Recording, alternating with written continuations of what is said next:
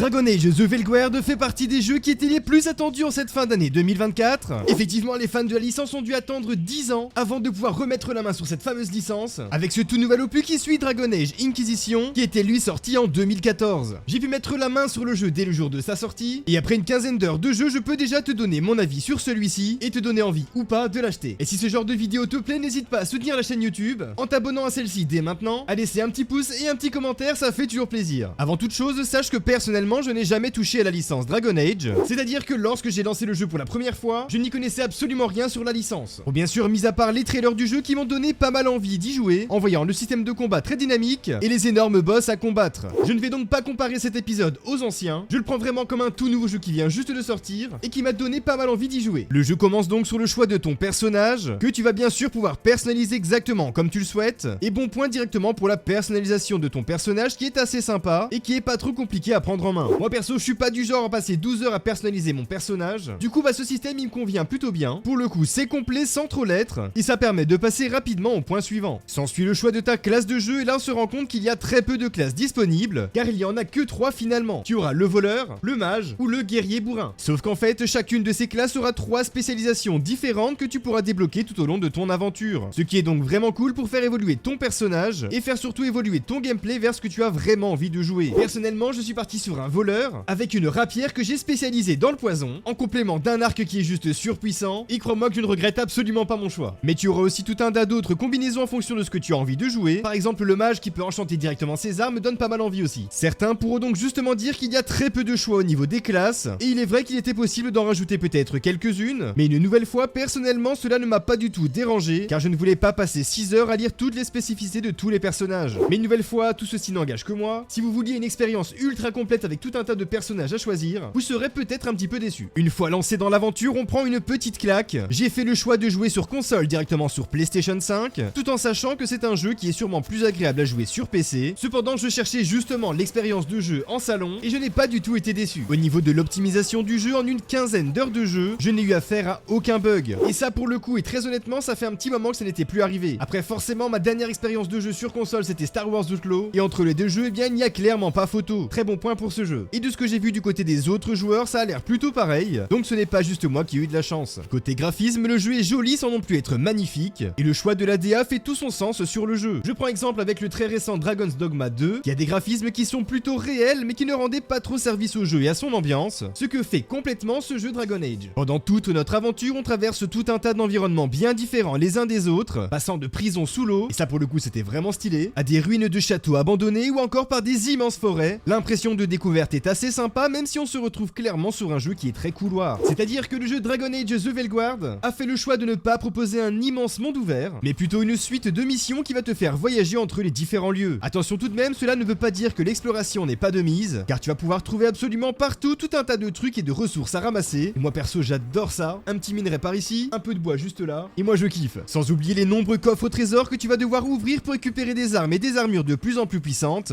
ou encore des points de ressources pour améliorer tes compétences, tes boutiques ou encore ton établi. J'ai donc pris personnellement beaucoup de plaisir à fouiller un petit peu partout pendant toutes mes quêtes, et ce pour choper le moindre petit endroit secret, et pour le coup ces recherches ont un réel intérêt car tu vas récolter vraiment pas mal de choses plutôt utiles pour ta progression. Il faut savoir aussi qu'une fois toutes les zones principales débloquées, tu vas pouvoir revenir quand tu le souhaites sur ces mêmes zones, qui vont t'ouvrir de nouveaux chemins à explorer au fur et à mesure de ton aventure, ce qui est une bonne chose pour la longévité du jeu, mais attention tout de même car cela peut également créer un sentiment de lassitude et de répétition pour certains, car forcément on affronte les mêmes ennemis qui respawnent, on repasse par les mêmes chemins, et donc on revoit toutes les choses que l'on a déjà vues auparavant. Mais pour le coup l'accès à toutes ces zones est très simple, tu peux te téléporter directement, et il n'y a quasiment aucun temps de chargement, et ça c'est plutôt cool. Après comme je te le disais, il y a quand même un intérêt à revenir sur ces pas, car tout un tas de quêtes secondaires vont faire leur apparition tout au long de ton aventure. Et là pour le coup il faut le préciser, les quêtes secondaires sont vraiment très chouettes. Chaque quête t'ouvrira de nouvelles histoires et te donne envie d'en découvrir toujours plus, et plus tu feras de quêtes secondaires, plus tu gagneras en XP, en compétences, en armes et en armures, qui seront même parfois légendaires, et tout ça va forcément t'aider à créer des liens avec les autres personnages, car c'est aussi clairement tout l'intérêt du jeu ici, et aussi à progresser dans l'histoire principale et les gros combats qui t'attendent. J'ai tout particulièrement été marqué par cette toute petite quête secondaire, qui arrive assez tôt dans le jeu, et qui nous demande tout simplement de trouver une cache secrète dans un vieux château. Et tout ça je l'ai trouvé juste en marchant sur un cadavre qui avait laissé un mot sur lui lors de son dernier souffle. Cette petite quête m'a permis de choper pas mal de stuff, et de ressources importantes, et pour le coup ça aurait été plutôt embêtant de passer à côté et de la louper. Comme quoi une simple quête secondaire peut être tout aussi intéressante et chouette qu'une quête principale. Et c'est très souvent le cas dans ce jeu Dragon Age. Parlons maintenant difficulté et gameplay. Il faut le dire, quand on commence le jeu, le système de combat est très jouissif. On esquive, on attaque, on part des attaques ennemies et ça marche plutôt bien. Cependant, après plusieurs heures et les compétences voulues débloquées, eh bien on se retrouve sur quelque chose d'assez répétitif, où on fait exactement la même chose durant tous les combats pour tous les gagner sans rencontrer de réelles difficultés. D'office, on peut utiliser que 3 sorts par personnage, ce qui veut dire qu'on est un petit peu limité. Même pour les boss, ces énormes monstres qui sont censés nous faire transpirer pendant les combats, je n'ai pas eu de réelles difficultés à avancer honnêtement sur le jeu. Je pense même d'ailleurs être tombé au combat une seule fois durant mes 15 heures de jeu, c'est donc assez peu. D'ailleurs, je sais très bien que mes 15 autres prochaines heures de jeu seront très semblables à tout ce que j'ai vécu jusqu'ici. Le jeu est vraiment très fun à découvrir et à explorer, mais je pense qu'il devient de plus en plus lassant au fil du temps. Je fais un petit parallèle directement avec Hogwarts Legacy qui m'avait fait exactement le même effet, c'est-à-dire que la découverte et les 10 premières heures sont juste waouh, et par contre la suite l'est beaucoup moins car on a déjà tout débloqué et surtout on a déjà tout vu au moins une fois. Attention, cela ne va tout de même pas m'empêcher du tout d'aller au bout de cette aventure, car le jeu me plaît personnellement vraiment beaucoup. J'ai cependant le doute que je vais me mettre à fond sur toutes les quêtes secondaires du jeu, et encore moins chasser tous les trophées de ce titre. Plus tu avanceras dans ton aventure, plus tu monteras en niveau et tu gagneras des points de compétences qui te permettront d'ailleurs de partir sur la spécialisation de ton choix, comme je t'en ai parlé plus tôt, et tu vas très vite te rendre compte que l'arbre de compétences il est juste immense pour ton personnage principal. Tu auras donc vraiment pas mal de choses à débloquer, ce qui est d'ailleurs assez sympa, car tu vas pouvoir voir et sentir l'amélioration et la puissance de ton personnage tout au long de ton aventure. Tes compagnons, quant à eux, vont également gagner des points de compétences pendant ton aventure. Tu vas donc devoir gérer également leur propre arbre de compétences, qui est lui d'ailleurs fortement réduit comparé au tien, pour tirer pleine puissance de leurs avantages. Car oui, il faut le dire, le jeu est aussi très bon à ce niveau-là. Tu vas pouvoir utiliser en temps réel les compétences de tes amis pour affronter tous tes adversaires. Que tu décides de faire de gros dégâts aux ennemis, de tous les stuns pour les bloquer, ou encore mettre des sorts de soins directement sur tes alliés, tu as la sensation de contrôler plusieurs personnages durant les combats, ce qui est pas mal pratique quand les choses se corsent un petit peu. Pour revenir sur les combats, encore une fois, la découverte des ennemis est vraiment sympa. On passe de monstres dégoûtants à des vampires ou encore à des espèces de robots assez puissants, mais on se rend très vite compte que l'on voit très souvent les mêmes têtes. Et comme je te le disais plus tôt, le fait de revenir sur ses pas plusieurs reprises, et ce pour refaire tout un tas de quêtes qu'on a débloquées, fait que l'on retombe souvent sur les mêmes ennemis, ce qui peut forcément créer un sentiment de lassitude et de répétition une nouvelle fois. Cependant, après ma quinzaine d'heures de jeu, je n'ai pas encore trouvé cela très dérangeant, et je découvre encore quelques monstres sympas à combattre. Sans oublier bien sûr les dragons qui en imposent vraiment pas mal une fois qu'ils arrivent sur le champ de bataille. D'ailleurs, jusqu'ici, les affrontements contre les dragons, qui sont tout de même censés être de sacrées bestioles, ne sont pas non plus forcément très difficiles, et c'est assez dommage. Je n'ai pour le coup pas retrouvé de vraies sensations de stress pendant ces combats qui sont censés être assez difficiles. Je précise que je joue en difficulté normale, la difficulté la plus haute n'apportant absolument rien mis à part une tonne de PV en plus pour les mobs, ce qui n'est franchement pas super intéressant niveau gameplay je trouve. La quête principale du jeu est assez bien ficelée également. Pour te la faire courte, 2 anciens dieux se sont libérés de leur prison et tu dois les affronter pour les arrêter. Cette quête te mènera forcément à faire de nombreuses rencontres et aussi à faire de nombreux choix. Et oui, on est tout de même sur un jeu BioWare, c'est-à-dire les papas de Mass Effect, et donc forcément tous les choix que tu feras auront une répercussion sur la suite des événements. Par exemple, j'ai beaucoup aimé un moment du jeu qui m'a fait prendre une décision difficile pour savoir qui j'allais aider lors d'un événement tragique du jeu. Ma décision a donc fait que la partie que je n'ai pas aidé a perdu confiance en moi et a disparu temporairement de mon équipe, et même après sa réapparition, je ne pouvais plus utiliser certaines de ses capacités. Encore un bon point à ce niveau-là. De même pour les relations avec les autres personnages, il est tout à fait possible de créer des romances avec eux en fonction de tes réponses et attitudes envers les gens. Ceux-ci pourront donc forcément s'attacher à toi ou non, créant parfois des situations qui sont assez drôles. Petit bémol tout de même pour la version console de salon, durant les combats qui sont assez intenses, on a parfois la caméra qui a un petit peu de mal à suivre, ce qui donne parfois des scènes un petit peu embêtantes où on lance des attaques au pif, donc forcément sans voir l'ennemi, et bah donc ça loupe et ça tape à côté. De même pour les combats contre les monstres un petit peu plus imposants, la caméra a du mal à suivre et ne nous montre pas les informations dont on a besoin. Un problème que l'on ne rencontre pas, si je ne dis pas de bêtises, sur PC. En ce qui concerne la durée de vie du jeu, il y en a pour une 50aine d'heures pour faire le tour du scénario principal, en faisant tout en même temps pas mal d'exploration et un bon nombre de quêtes secondaires, ce qui est une durée de vie largement correcte pour ce style de jeu. Et si tu veux aller plus loin et faire tout dans le moindre détail, tu en auras pour plus d'une centaine d'heures. Et par contre, si tu comptes faire le jeu en ligne droite sans réellement t'attarder sur tous les détails du jeu, une 20aine d'heures de jeu te suffira largement, mais tu passeras clairement à côté de l'esprit du jeu. Tout ça, c'est ce que j'ai personnellement retenu après une quinzaine d'heures de jeu sur celui-ci. Personnellement, j'aime beaucoup l'expérience de celui-ci pour son côté dynamique et pour son exploration, avec toutes les ressources à récupérer. Je peux par contre d'ores et déjà te dire que la suite risque d'être un petit peu répétitive, et j'espère que je prendrai toujours autant de plaisir à avancer sur le jeu. Maintenant, c'est complètement à toi de voir avec toutes ces informations si c'est un jeu qui peut te plaire, ou si tu dois plutôt passer ton chemin et aller vers un autre style de jeu. Je te le dis encore une fois, tu en auras clairement pour ton argent niveau contenu du jeu, mais fais attention car je pense que ce sentiment de lassitude et de répétition peut en faire arrêter plus d'un, et à un prix affiché affiché de 80 € sur PS5, bah il vaut mieux clairement prendre la bonne décision. En sachant également que c'est un jeu qui risque de perdre un petit peu en valeur sur le marché de l'occasion d'ici très peu de temps. C'est peut-être aussi l'occasion d'attendre un petit peu et de voir si le prix va chuter. J'espère que mon petit retour sur le jeu t'aura plu et que cela t'aura aidé à y voir un petit peu plus clair sur cet épisode de Dragon Age. Tu peux me dire en commentaire sur quel jeu tu aimerais que je te donne mon avis. En attendant, n'oublie pas de t'abonner à cette chaîne si ce n'est pas déjà fait. Et nous on se dit à très bientôt pour une toute nouvelle vidéo.